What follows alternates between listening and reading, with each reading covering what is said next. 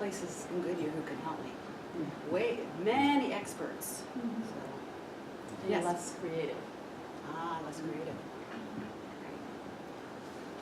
So we just Talked about how to energize the team, really. I'm going to turn it over to Tom, who's going to tell his leadership story and the practices that are helpful to him, and then we'll get back together at the end. All right, well, good morning, everyone. Good morning. First of all, I'd like to say I'm pretty humbled that you guys have taken time out of your busy day to come listen to me talk a little bit about my story. Whenever I go to any kind of training, one of the things that I try and do is, try and glean a couple of nuggets, right, from whatever it is I'm sitting in, whatever the class is, whoever I've chosen to sit and listen to. Try and take a couple of nuggets away. I may not agree or understand everything, but are there going to be some things that I'll be able to take away and put in my toolbox? So that's what I hope that each one of you will be able to do, at least in this hour. So I appreciate you coming, and I'll get started. Before I get started, it's interesting, a lot of the things that you said collectively are pretty much what I'm going to talk about. So you've got it all figured out, so we're good. So, my name is Tom Peoples. I've been at Goodyear just shy of 20 years. I started as prior to Goodyear, I was a surface warfare officer in the United States Navy. So this is kind of a pictographic view of kind of who I am and what I value. So started after college, I was a surface warfare officer in the United States Navy. I was afloat basically in the Pacific Theater, Pearl Harbor, Yokosuka, San Diego. After I got out of the Navy, I came to Goodyear. I started as a tire engineer, earth mover tires. I was a tire engineer for 5 years. I went to the San Angelo Proving Grounds for 5 years. Then I went to the Danville, Virginia truck and aircraft factory for 2 years. And I came back here to Akron into a marketing EPL role. Spent 2 years as an EPL, then went back into technology as a customer engineer, team leader, which is basically technical support for sales. And then I had the opportunity to go to Brazil. Spent 2 years in Brazil at the Proving Grounds in Americana. And then last summer, came back to Akron as a chief. So I'm chief engineer of the mighty Construction Group 3, because we are construction. Some construction groups in here. They're not 3. That's okay. We still like them. A couple other things as I talk about my story, my family and I, we're all Taekwondo black belts. So if you go to the school that we practiced at, it was the family that kicks together, sticks together. And then when we talk about my journey, and that's a picture of my eldest son several years ago. He is significantly bigger than that now. He's about 6'2", 245, so that's a couple of years back. But a lot of what I'm going to talk about requires practice, right? You have to practice. You have to deliberately practice, and part of an environment in which you can practice is being a coach. So being a good leader, being somebody who can energize your team, is somebody that really is going to spend a lot of time coaching. I mean, a lot of time. And you don't just have to coach at work. You can find other opportunities, whether it's whatever organization you're involved in, wherever else. There's probably some skill or something that you're good at that you can help train or move somebody along in their ability to be better at it. So that's what the picture of coaching is. So I think that's it for there. So one of the things that we'll talk about is the strategy roadmap, specifically around energizing the team, and I'll get back to that one. When I think of the different areas on how we'll work, fundamentally, I think acting with integrity is binary. I think we at Goodyear hire people that act with integrity. I mean, they shouldn't make it through the screening process if we think they have issues. So I think most people act with integrity. In general, we have an environment that makes it easy for people to act with integrity. Promoting collaboration, I think when you have an energized team, you have a team that's thirsty to go out, reach out, connect, not just with themselves, but with other people. So again, I think that's a result of having an energized team. When you talk about a team that's energized, they can be agile. They will embrace change. When they understand what needs to happen, they'll say, okay, I know what's expected of me now. I know in our environment things are changing, so I can change with what's needed. Then when you look at delivering results, again, that's a result. Obviously, it's kind of silly, but delivering results happens. So when your team is energized, it can't not deliver results. So when I go back to energizing the team, I also look at these in how we work. I believe they're in order. I don't think this was by mistake. So again, integrity is obviously the most important one, but energizing the team is the second, way above delivering results. So again, that's for me a telling statement about our value on energizing the team. One of the things that I really like about the way this is worded, and I typically try not to read to adults, but I will in this case, it's create an environment where associates are inspired by work wellness and serving their communities. This doesn't say energize your team. It says create the environment for your team to be energized. Now, that's a subtle difference, but I know there are different levels of folks in this room. There are people who manage others and there are individual contributors. But as a manager and a leader, it's your responsibility to create the environment. It's not, hey, I need you to be motivated. It's what do I need to do to create this environment that you can be motivated, right? What are the things that I can do as the leader to make sure that you want to do the things that you want to do, have the situations where you can do the things that you like to do. Because at work, if you do the things that you like to do, you probably do them well, right? So as a leader and a manager, how do I create that environment? And I challenge you to do that. There was another comment around, what can you do personally?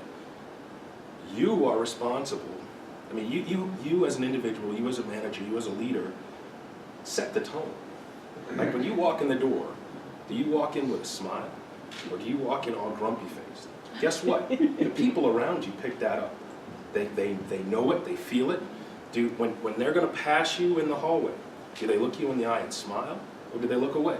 You can control that, right? And if you talk about energizing your team, when you walk to somebody, if you are a manager of someone else, and you approach one of your direct reports' desks, what do you think their reaction is when you walk up behind them?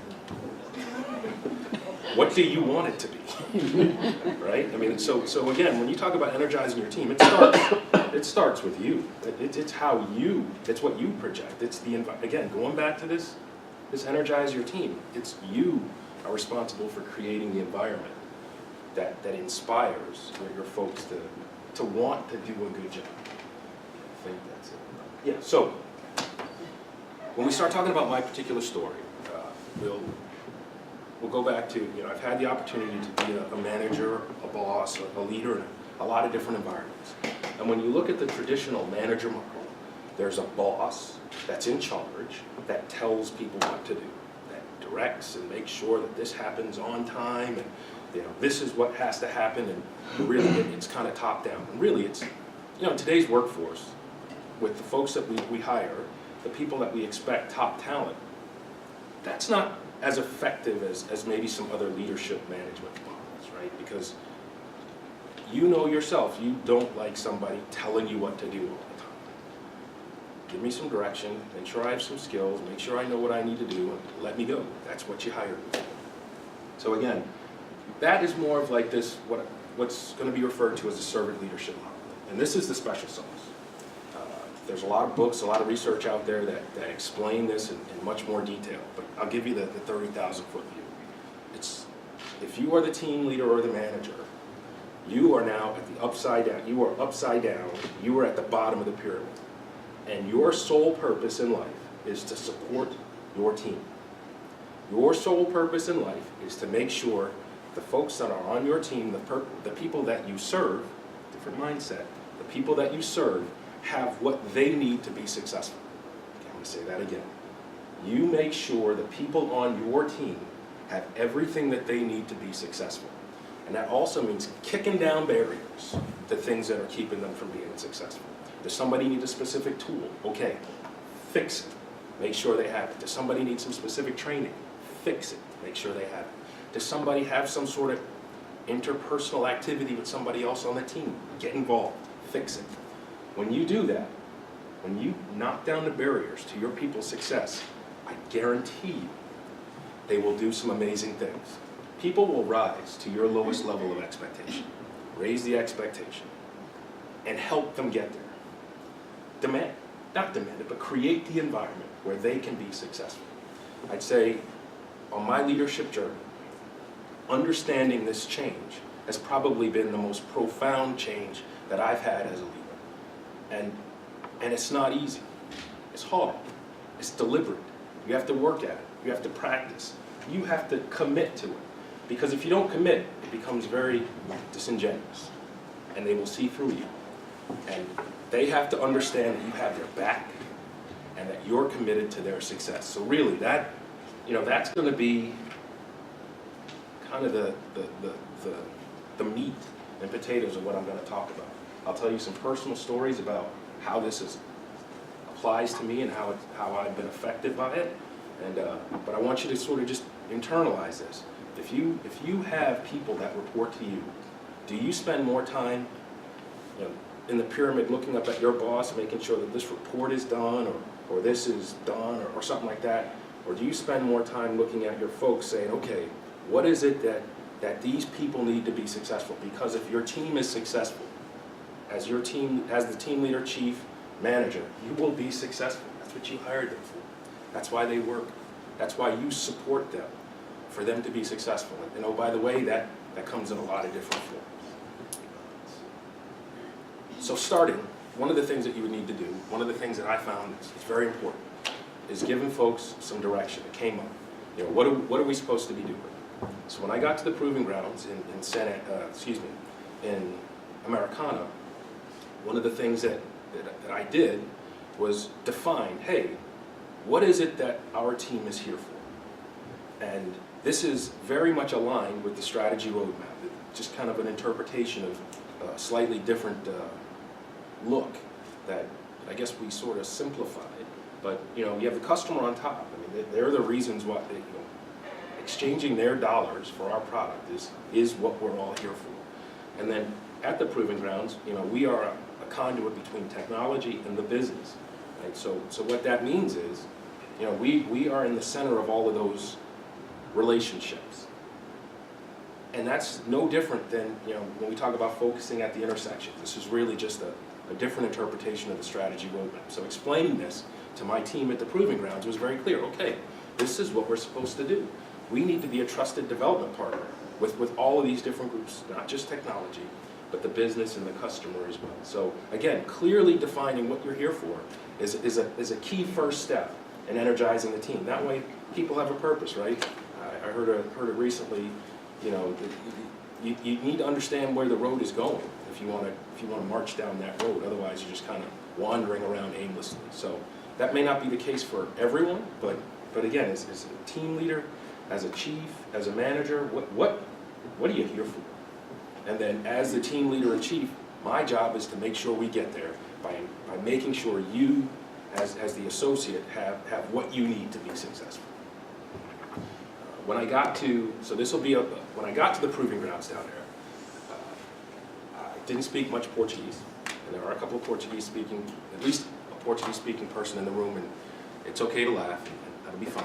But one of the things I tried to do early on was establish, as the team leader, as the chief, as the manager of the proving grounds, that I wasn't this guy from Akron that was here to help. I wasn't this guy that was sent down here to fix things. In fact, I was very humble about how I started because they are the experts. They are good at what they do. It wasn't a turn this ship around kind of scenario. It was okay. Let's work and move forward.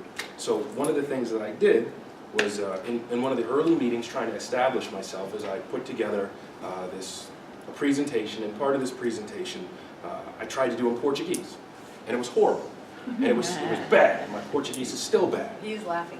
Well, Okay. and part of what I did is I used Google Translate, which is dangerous because you may get some direct translations that don't mean the same as what you intended. But on the team down there were, of the 13 or so folks, 8 didn't speak any English, 2 were pretty good, and then a couple more, they knew words and could communicate a little bit. So I kind of relied on my English translators to sort of help me out and get me out of trouble. But I started off with, okay, minhas regras para esta reunião. So my rules for this meeting. Eu vou tentar falar português tanto quando eu puder. So I'm going to try and speak Portuguese when I can. Vou ter de falar em inglês quando eu falar sobre algumas coisas porque elas são mais complicadas. So I'm going to speak in English when I talk about certain things because it's complicated and I'll need to know. So when we're talking about safety, when we're talking about some specific things, yeah, we can't mess around with an awkward translation. É ok para rir se são engraçado, não me ofender. Eu preciso aprender a falar corretamente. So it's okay to laugh if I say something that sounds funny, because I need to learn to speak Portuguese. And then a coisa mais importante é que você entenda o significado do que estou tentando dizer. So the most important thing is that you understand the meaning of what I'm trying to say, right? Again, had some folks chuckling because this isn't right, and that's okay. And I sounded much worse than I sound now.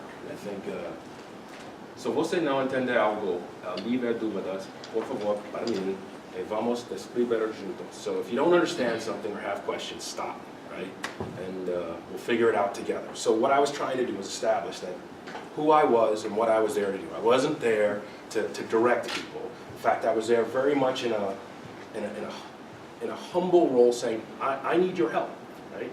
Like we've got things we've got to do, but it's not about me here doing this, it's about us doing this together. And oh, by the way, I need to learn as well. So establishing that early on from the very beginning sort of set the tone of, okay, I'm not here I'm not here about me, I'm about us and what we're trying to accomplish. So again, a little bit about my story. One of the other things that I did, so basically in the same presentation, and the wording here is very specific. It's, this is what I asked the team, the guys. It was like, what are your expectations of me, right? So, and I asked them to list them. And then the second one is a subtle different question. It's subtly different than probably what most people would ask, but it was, what should be my expectations of you?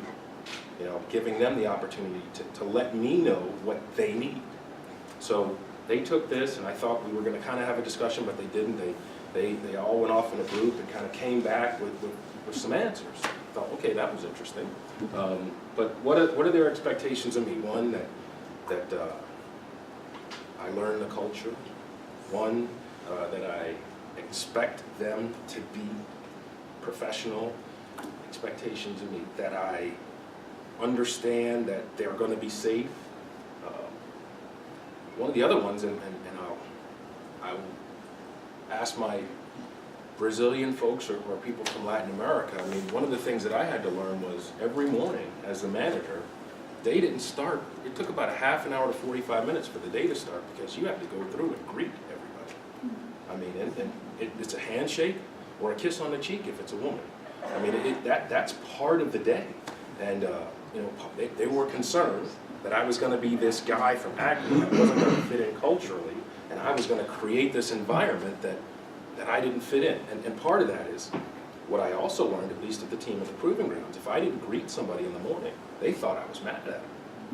I might have been running off to a meeting that I needed to be at, but if I didn't stop and say hello, then I was mad, and then they were worried about it. So I mean, understanding their expectations and understanding what they need is incredibly important. What should my expectations of you? Yes, to be safe, to be professional,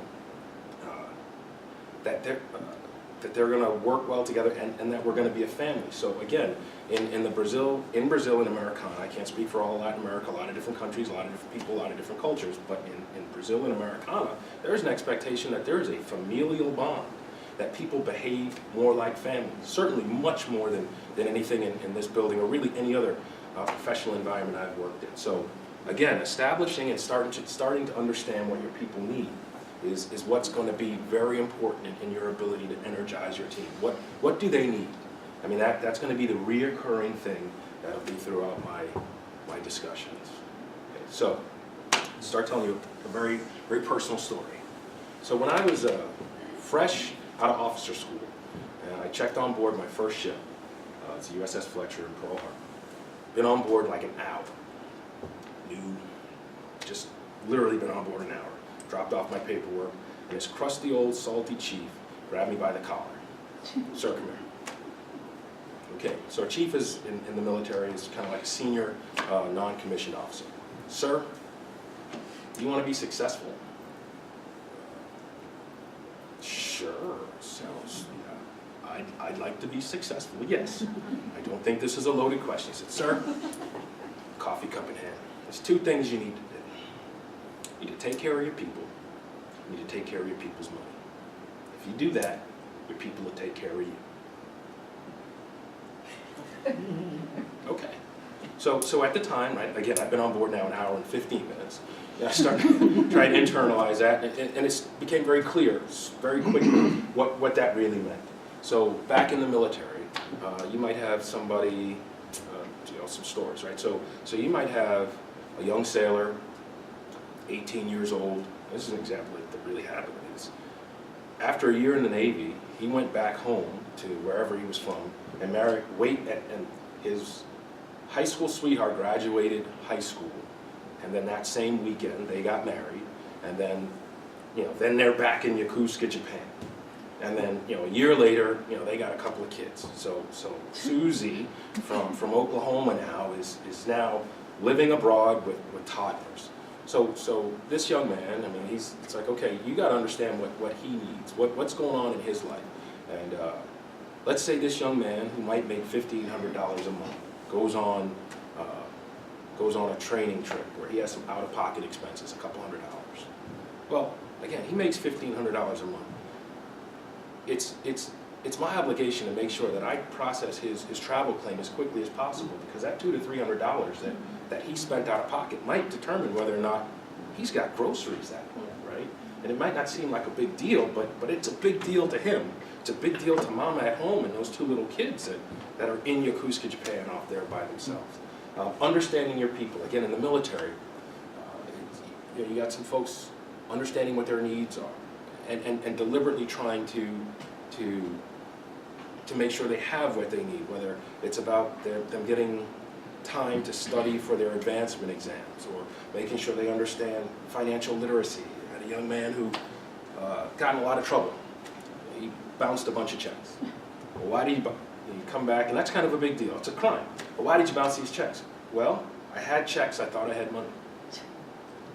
He'd never had a checking account before, right? That happens, right? So those are the kinds of things that understanding your people and understanding your needs is what you can do as a team leader to create this environment where they feel energized. And then taking care of their money. Again, advancement in the military is a big deal. You don't advance, you get kicked out. So one of the things you have to do is make sure that your folks understand what they need to advance, and they have the time that they need to advance. And oh, by the way, if you've asked this young man or woman to do some particular task, do they have the tools that they need? Do they have the training that they need? You can't just say, okay, go fix that radar system. They may have gone to school for it, but do they have what they need? And as a leader, it's my responsibility to make sure that happens. That is the environment. That is the energized environment where that young man or woman says, okay, I want to go do that, and I want to go do a good job at it. Looking at Goodyear.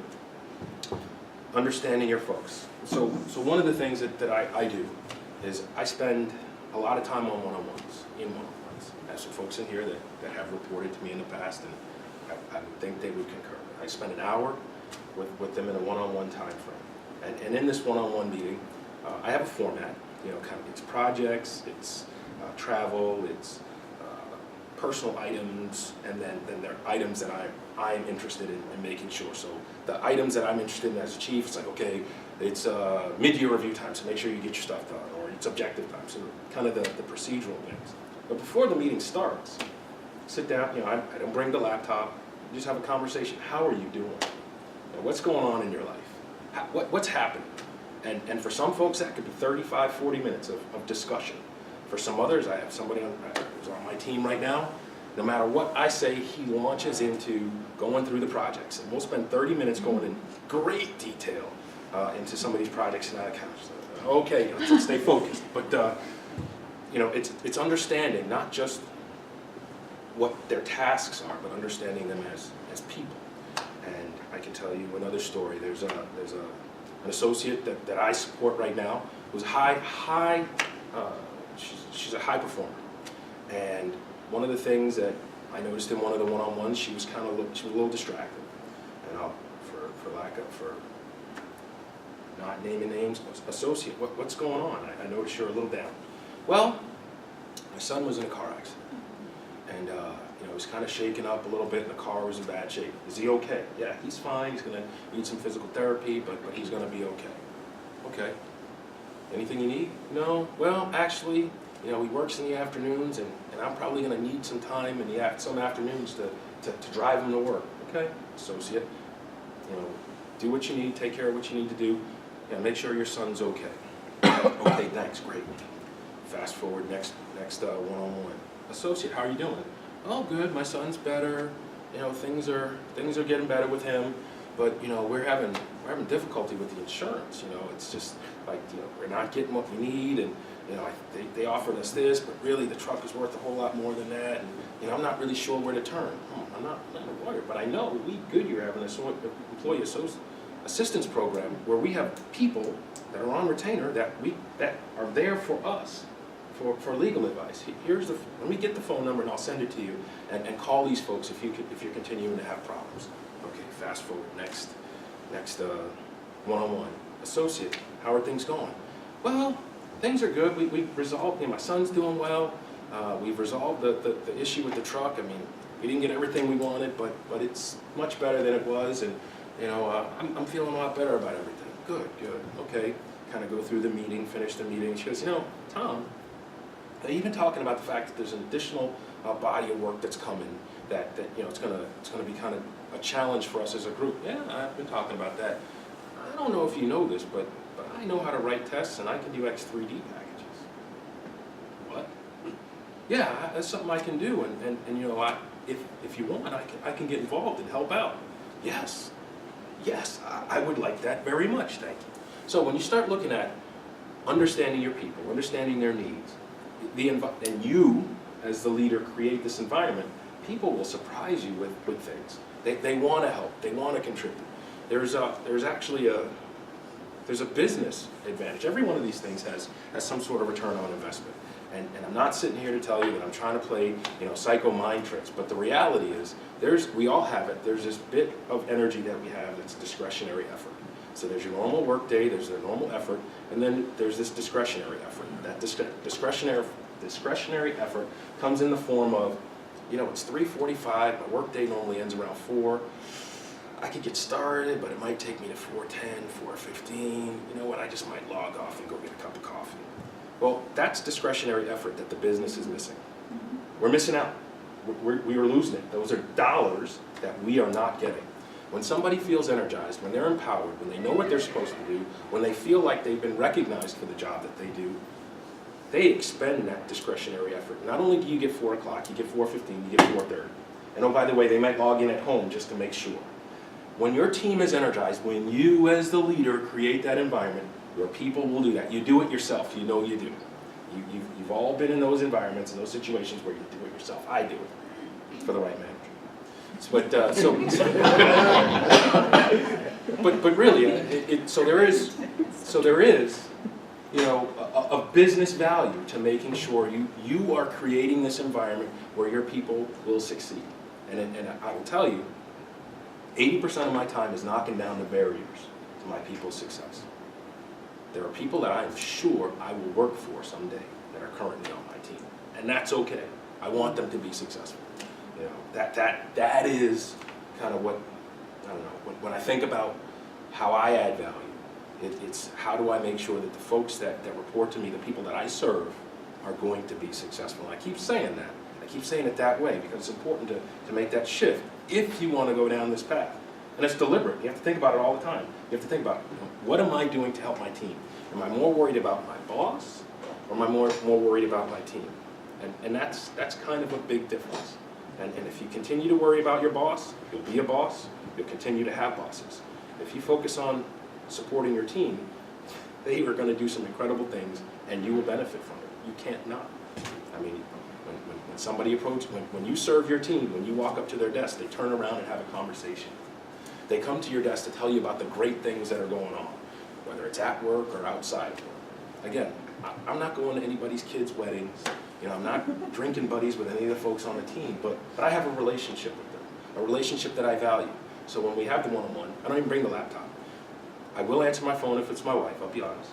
But other than that, the phone is not part of the conversation. I focus on them, they focus on me, and they feel like I have their back. And the reason why they feel like I have their back is because I do.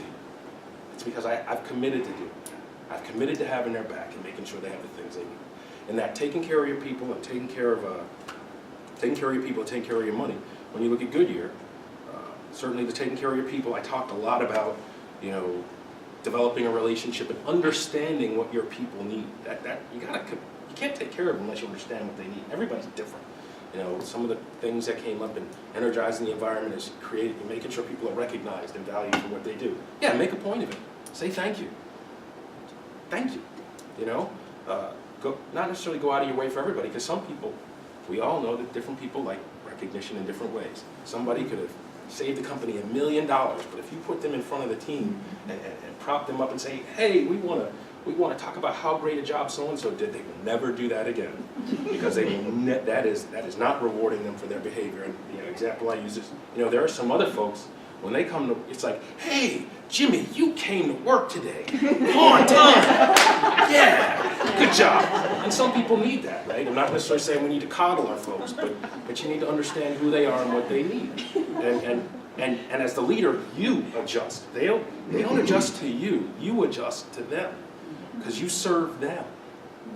It's your job to serve them. So in the Goodyear world, you know, when we talk about it over in technology, we have a progression process. Hey, make sure people understand what the rules of the game are, right? If you want to progress, this is what you need to do. This is where you need to fall out. These are the kinds of things that you need. Otherwise, they don't know, and then they're wondering, like, what? Oh, I got passed over again. Well, I don't know what's going on this year again, blah, blah, blah. And it festers, you know, and if you're not in that particular environment, and there are different roles that you're aware of, because a lot of the leaders and chiefs and other people really are networked, and they say, okay, you know, you're an analyst here, but there's an opportunity in this other role, in this other organization, that would probably be a good fit for you. It'd be you'd be leaving an organization I value, but this would really be good for you, right? This would be good for you. Don't worry about it. You know, we hire good people, top talent. I can replace you if need be, but this is really what's going to be good for you in the long run, right? So we have to be courageous and willing to, again, to commit to making sure that we are doing, that we look through the lens of what's best for our folks. When you take that lens off, that's when they see through it. That's when you literally de-energize everybody, deflate everything. So should we ask them to think of their lens? Yeah, so. You see why I asked him to do this? I just Very good. it's very powerful. Okay. Yeah, so one of the things that I took a class a couple years ago, and we're kind of winding down. You know, when you think about the best leader or manager you've had, and I'm going to ask you to rate, what are the 5 things, attributes, behaviors, whatever, of the best leader that you've had or know of?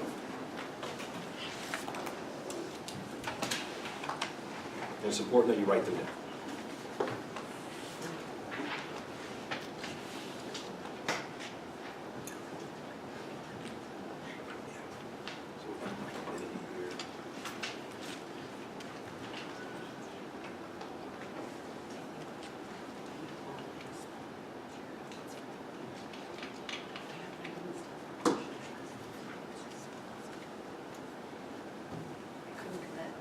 It's okay. So what I'm going to do in the interest of time is, as I start seeing people's heads pop up, I'm going to then ask the next question. So if you don't have 5, that's fine. 4 is good, 3 is good. Hey, for Friday, 1. Yeah, but the thing is, we all work here at Goodyear, right? So that list should be like 50 items that just jump off the page. All right, so second question. What are 5 leadership attributes that you've experienced that you did not prefer? It's the politically way to say that. But what are 5 things of bosses or managers that you've had that you simply didn't like or thought were bad?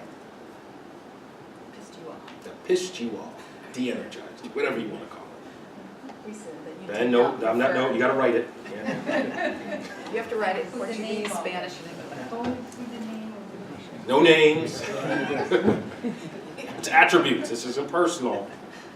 Oh, behaviors. it's not me, your 5 worst. No, not fame your 5 worst bosses. It's a different discussion.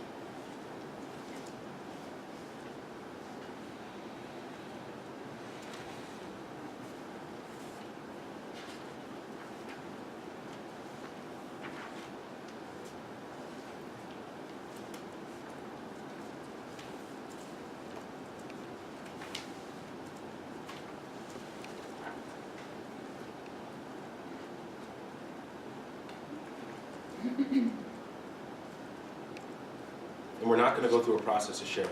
This is very internal. This is personal to you.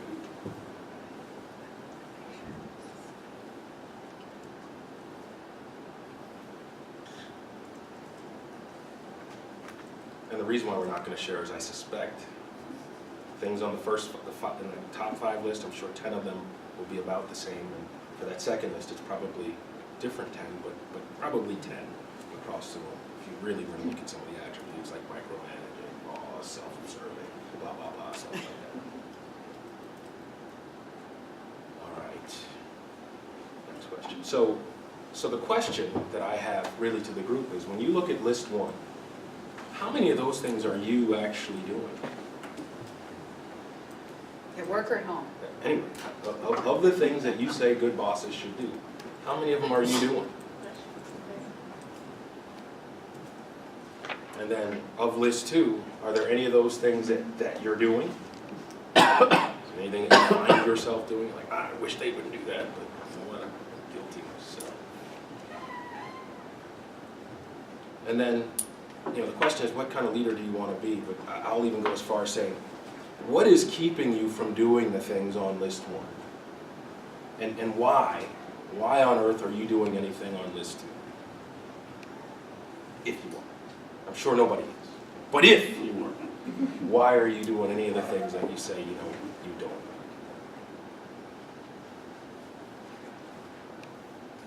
And I would add to that I'm a committed leader, I'm not a perfect leader. So we may micromanage at times. We may do things from that second list, but in a practice, you go back to it.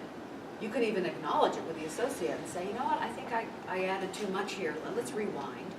I do that with my husband. I'll say something that sounds so bad, and I'll say, you know what, I got to rewind that, and we laugh about it. But I've developed enough maturity to think I am not perfect in this, but I'm committed.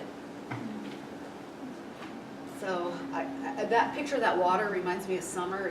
And just hearing you it's such a zen. I appreciate. And I don't even do yoga, but I like the word. It's such a flow. So we did not show the practices of a serving leader and have a class on what a serving leader is. In fact, a synopsis of this session is on this for you, and how Tom learned about it and what books he liked. Books and TED Talks and practice is all here for you. The practices of a serving leader, I worked at Cleveland Clinic, and serving leader was a big leadership initiative. It was kind of their strategy roadmap coaching model. But serving leader practices often have interesting names like run to great purpose, upend the pyramid, we saw the pyramid, build on strengths, raise the bar, blaze the trail. And they're a little fuzzy, but if you look at the behaviors of all of those, they are what we do. Create a cause and a vision, empower, build on strengths, coach, teach, and equip, and communicate high expectations. That is what our strategy roadmap does, and what all of these development tools embody. So we really do practice serving leadership here. And some of the resources that can help you, I've given you handouts. You probably saw the development pit stop, and a lot of these are from there. There is information on the GROW workshop. So this multicolored document, thank you, Diana's team, for making it look like. This talks about the classes coming up on the schedule after Associate Learning Week. And you see these on the digital signage as well. The GROW workshop is our global coaching model. Is probably the key way to serve others is to coach and bring out their ideas rather than tell. So that's coming up again. That will be a very helpful one. Exploring the leadership landscape is for new managers, and we designed this class for new managers. And that is a cohort. It takes 12 to 15 months, and you're with a group, and you gather throughout that time and learn all kinds of and experience and practice different leadership models, and it is really serving leadership. So this one is also on your schedule in purple at the bottom. So that's available. There is so much available online, and I'm looking at Tyona because she's the nexus of how this happens, and Robert also on her team. There is lynda.com that you saw featured. It's really LinkedIn Learning. That's available to you, as well as Harvard Manage Mentor for all salaried. And we have the best-in-class learning resources here for us. And what's good about the online is you do it when you want, you do it in bits and pieces. It's easier and more accessible than a class. Both are good. Talent Central is on our Go page where it says My HR. You might have gone to GTMS, right? Well, Talent Central is also right on that same page. And this is an online repository of incredible tools for you. Books and articles and everything. And there's one right there for new leaders. So there's a lot available for you. So someone from Monday said, so tell me the 5 things I should do, because I asked Danielle from Monday. She said, give me a couple things to energize the team. So this not so great looking one I added to today's class. She said, give me 4 or 5 things. And this is actually in GTMS with our core competencies of what do you do to energize your team based on your level. And the plaque on the right by Maxwell, I know you like Maxwell, is so alive. It's really not about titles and flowcharts. It's about one life influencing another. And I think Tom shared that with us today. So Tom and I came up with coach and teach, are doing your check-ins every day if you can, every week. As needed. As needed, those quarterly checkpoints, acknowledging contributions. To me, that's a daily thing. That thank you, right? Seek and learn from mentors. I heard someone talking about mentoring here before. Leverage the resources. There's an abundance for you, and I keep reading that the best leaders read a ton. So when you can't sleep at night, there's Netflix, there's ESPN, or there's TED Talks. So we are at just a couple minutes left. Any questions? So I want to, in closing, I guess one of the things I want to share, this is relatively recent. So I'm the vice president of the Goodyear Veterans Association. It's an ERG. I've got some GVA members in here. If you're not in an ERG, I recommend you go join one. We'd love to have you at the GVA. It's for veterans or anybody else. Most actually aren't. But there's HERO, there's GWA Women's, there's GVN Black, there's a whole lot. There's a lot of different ERGs. And recently I was in a meeting with the president of HERO, which is helping educate, I forget what the R is about, but it's orientation about LGBTQA+, I guess at this point. And one of the things he said was that one of their prime responsibilities that they see is making sure people can bring their whole selves to work, right? Mm-hmm. So particularly with that group, they're talking about being able to come out and be who they are at work. But then I started thinking, well, that's everybody, right? If you're a manager, your job is to make sure everybody brings their whole self to work. Because there are examples when you don't bring your whole self to work. You know, if you're in a manufacturing environment, you're going to get sucked into a piece of equipment, right? You're going to get hurt. If you don't bring your whole self to work and you have some responsibility for some sort of financial reporting, you're going to miss a decimal place and there's going to be a problem. Or if you have if you're dealing with Latin America and you don't bring your whole self to work, you may not realize that when you look at 3/4/18, that's not March 4th, 2018. That's April 3rd, 2018. So you might miss a deadline or something. So again, I think one of the things we talk about really in this energizing your team is create the environment where you can bring your whole self to work, regardless of what that is and what that looks like. Thank you, Tom. We've got a group coming in for the next lesson.